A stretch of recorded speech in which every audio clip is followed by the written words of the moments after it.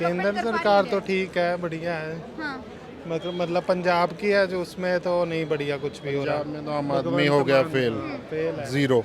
वो कह रहे पोस्टर छिपा दिया कि हमने ये कर दिया, क्राइम फ्री, नशा कुछ भी नहीं, कुछ भी जीरो। drugs कुछ वहाँ में पर बहुत चल रहा है। शरेआम में कुछ केजरीवाल जी तो अपने आप को ईमानदार पीएम ये सीएम बताते हैं, उसके बाद हमें तो कुछ नहीं, क्या नौकरी मिल गई, क्या हो गया पता नहीं। पढ़े लिखे नौजवान वैसे ही घूम रहे, कुछ नहीं कर रहे। दिल्ली में आ रहे जॉब्स के लिए, इधर आ रहे हैं जॉब्स के फाइंड कर किया था जॉब्स के लिए, मिल रहा, मतलब Changes पंजाब में नहीं मिल रहा। हाँ, पंजाब में नहीं। केंद्र में अगर बात करें तो केंद्र में चेंजेस चाहते हैं। केंद्र में तो ठीक है, बढ़िया, इधर अपॉर्चुनिटी वगैरह बढ़िया है। कहा जा रहा है कि मोदी जी देश बेचने का काम कर रहे हैं। नहीं नहीं, ऐसा तो नहीं कह सकते, बढ़िया कर रहे हैं जो भी कर रहे हैं। अभी सर भी कह रहे थे कि महंगाई बढ़ा दी है, करप्शन ज्यादा हो गया पंजाब सरकार में है, अभी पता नहीं केंद्र का है या इधर भी इन लोगों से सुना है, जैसे ऑटो वाले हो गए, ई यहाँ रिक्शा, भी तो ये सर आपकी सरकार है। नहीं हाँ, यहाँ भी हमारी तो नहीं आपकी से सरकार है। हमारी कोई सरकार नहीं, हम आम आदमी। आप नहीं बोले, मैंने आपकी आम आदमी की सरकार है। हाँ, इधर भी हाँ वही कह रहे हैं भी केजरीवाल जीरो हो गया। आज कोई नोटिस आया था, आज कोई तारीख थी इनका, आज भी नहीं गए ये फाइनल कोई। हाँ, समझदार है, वो जान आ नहीं ही नहीं रहे रहे। हैं। बस यही कि जीरो होगी सरकार। आम आदमी, ये पार्टी का नाम है आम आदमी, बाकी लेकिन जो मैं खासा बोलना चाहूँगा, जो किसान आंदोलन है उनको चाहिए कि जो आम आदमी को प्रॉब्लम हो रही है आने जाने को, दिल्ली से पंजाब से दिल्ली, वो बहुत ज़्यादा किराया बढ़ रहे हैं। अमृतसर से न्यू दिल्ली फ़्लाइट लेनी हो 5 गुना फेयर बढ़ गया। अब चेक करोगे इंटरनेट पर 35,000 40,000 की टिकट में, दिक्कतों का सामना कर बहुत ज़्यादा। हाँ जी, ट्रेन में भी सोल्यूशन क्या लग रहा है आपको? सोल्यूशन अब टेबल पता टॉक नहीं। कर ले सोल्यूशन एक बार। एमएसपी की मांग है, जो भी है वो कर ले, जो भी उनका हो रहा है, आम आदमी को कुछ राहत मिले, बढ़िया बस। 2024 की लोकसभा इलेक्शन में सरकार किसकी देख रहे हैं आप? बीजेपी बीजेपी की किस बेसिस पे देख रहे हैं? अब अच्छे काम करती है इसलिए, और क्या। कोई ऐसे काम बताएंगे जो सच में अच्छे हो, या विकास हुआ हो जिससे? सबसे बड़ी चीज़ है देश की सुरक्षा। हाँ। सुरक्षा के लिए जो उसने कदम उठाए हैं, और आज सब सुरक्षित नजर आते हैं बीजेपी की वजह से। पहले की सरकार में सुरक्षा नहीं थी। पहले बॉर्डरों में कितनी लड़ाई होती थी, कितनी फौज में कितना खून खराबा होता था, यहाँ कितने बम फटते थे देश में। तो आज सुरक्षा तो है, सबसे बड़ी चीज़ तो वही है। अगर आपके पास सुरक्षा नहीं और आपने विकास कर लिया तो किस काम का। लेकिन विपक्ष बार बार ये कहते हुए नजर आ रही है कि हमारे आर्मी को, या बोले कि जितने भी सैनिक हैं उसको कमजोर कर दिया मोदी जी। देखो आर्मी वालों से ही पूछ लो, वही कहते हैं इन्होंने हाथ बांध रखे थे कांग्रेसियों ने। रोज यहाँ पाकिस्तानी बम फोड़ते थे, अब देखो कौन सा बम फट रहा है। क्या लगता है सर, किसकी सरकार आएगी? देखो ये तो स्पष्ट रूप से क्लियर है कि बीजेपी सरकार आने वाली है, क्योंकि बीजेपी सरकार की इतनी पॉलिसीज़ हैं, जैसे वो आवास योजना हो, चाहे जनधन योजना हो, चाहे एलपीजी सिलेंडर घर घर पहुंचाना हो, चाहे आर्मी की मॉडर्नाइजेशन हो, इंडियन नेवी की मॉडर्नाइजेशन हो, एयरफोर्स की मॉडर्नाइजेशन हो, या अलग अलग पहलुओं पे गलते इकोनॉमी के लिए, क्योंकि हमारी इकोनॉमी एक फास्टेस्ट। मोदी जी के 9 साल आपकी कैसी? मोदी की जो 9 साल है बहुत ही बेहतरीन रहे। देखिए हर सरकार में कुछ प्रोस और कॉन्स होते हैं। आम जनता को क्या क्या तकलीफें होती हैं? देखो तकलीफ़ों का क्या है कि हर इंसान किसी भी सरकार से पूर्ण रूप से वो खुश नहीं हो सकता। कहीं ना कहीं उसके एक भाव रहता है कि सरकार की कुछ नाकामियाँ रही हैं, कोई कहता है कि सरकार भरपूर तरीके से काम किया है, तो इस तौर जाते नहीं हो। अगर ओवरऑल परफॉर्मेंस की बात की जाए तो मोदी सरकार ने बहुत ही बेहतरीन तरीके से 9 साल में देश के लिए काम किया और देश को संभाला है। युवाओं को तकलीफ उठानी पड़ रही है, कह रहे हैं रोजगार नहीं। देखो अगर 2013 से पहले भी देखोगे तो कितनी ही वो पॉलिसीज़ थी जो सरकार ने रोजगार के लिए गलत काम किया। उस टाइम पे घोटालों पे घोटाले होते गए, चाहे वो कोल स्कैम था, चाहे दूसरे स्कैम्स थे। तो जो पुरानी सरकारें थी, कांग्रेस सरकारें थी, वो तो एक स्कैम सरकार थी, जो सरकारों भरपूर तरीके से उन्होंने देश का पैसा लूटा, इकोनॉमी को बर्बाद किया। अब वो पुराने इकोनॉमी को संभालते संभालते मोदी को सरकार ने इस करंट रेट पे बहुत अच्छे तरीके से उसको उभारा। हमारी जो इकोनॉमी है काफ़ी अच्छी तरीके से ग्रोथ कर रही है और पॉलिसीज़ काफ़ी बन रही है। युवाओं को भी काफ़ी मौका मिल रहा है आगे बढ़ने का हर सेक्टर में। देखो कुछ ना कुछ फर्क रहता है। आप बताइए। चेयरथों में किसान आंदोलन ही नहीं है। किसान के नाम पर अधिकांश लोग जो हैं वो अपनी कुछ राजनीतिक गोटियां खेल रहे हैं।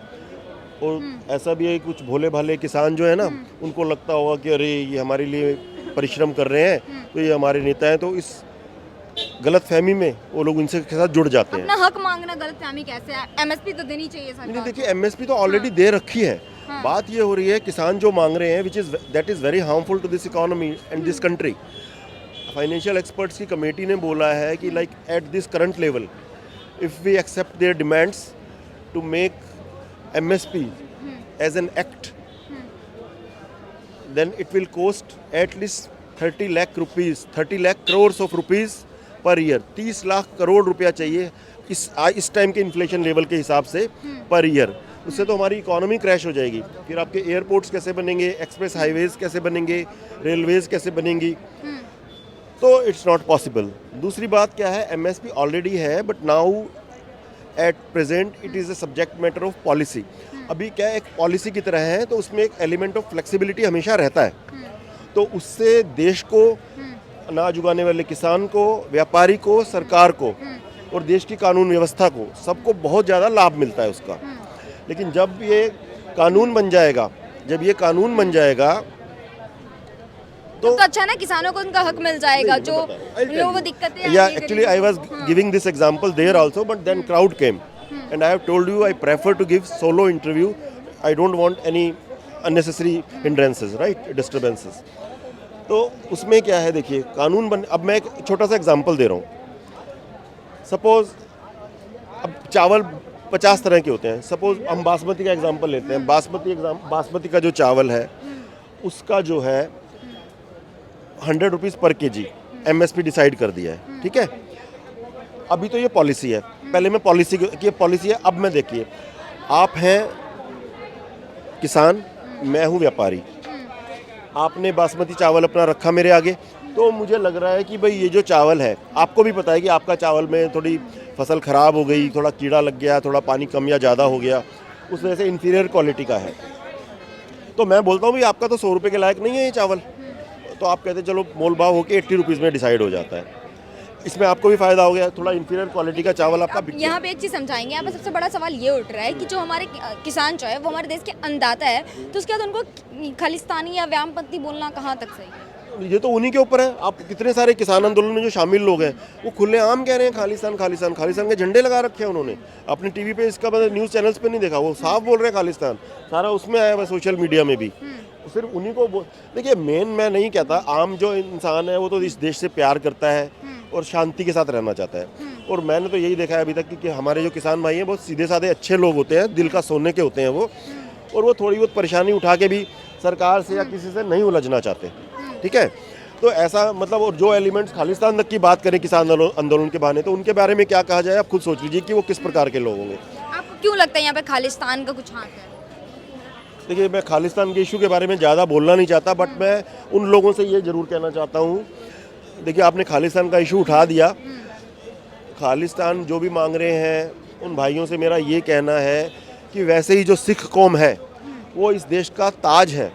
सिखों ने इस देश के लिए इतनी कुर्बानियाँ दी हैं. अगर इनके गुरु और इनके दोनों जो साहिबजादे हैं वो कुर्बानी नहीं देते, तो आज हम सारे हिंदू लोग जो हैं मुस्लिम होते. तो उनका तो हमारा ऋण चुका ही नहीं सकते सिख लोगों का. तो ऐसे जो है, हर हिंदू घर से एक बड़े भाई को सिख बनाया गया था, वो हिंदुओं की रक्षा के लिए औरंगजेब से. तो ये तो इतनी महान कौम है, इन्हें खालिस्तान क्यों चाहिए? हाँ, मैं यही बता रहा हूँ.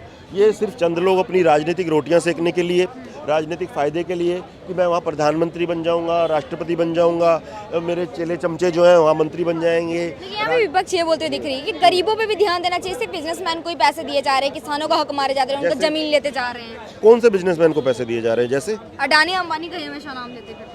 फिर आप एक तो एग्जाम्पल दिखाओ. ये सब देखिए, आप भी अगर पत्रकार होके अफवाहों पर ध्यान देंगी बिना गहराई में जाए बातों की, तो कैसे चलेगा? वो सब सफ़ेद झूठ है. अगर अडानी अंबानी इतने ही बुरे हैं, तो कांग्रेस की जो छत्तीसगढ़ सरकार थी, उन्होंने अरबों रुपए का कॉन्ट्रैक्ट क्यों दिया? कांग्रेस की राजस्थान सरकार, उन्होंने अरबों रुपए का कॉन्ट्रैक्ट अडानी को क्यों दिया? ऐसा कुछ नहीं है. वो एक बिजनेसमैन है. अगर वो कुछ गलत कर रहे हैं तो पकड़ो.